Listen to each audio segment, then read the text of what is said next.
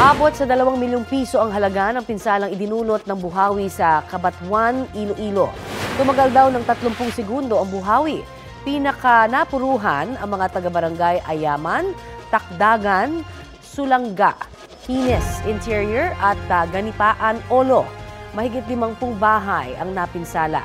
Nasira din po ang pananim ng ilang residente. Nangako naman ng tulong pinansyal ang mga LGU sa mga naapektuhan.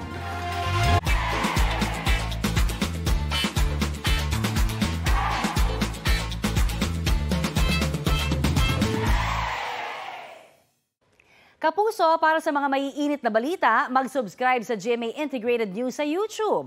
Sa mga kapuso naman abroad, subaybayan nyo kami sa GMA Pinoy TV at sa www.gmanews.tv.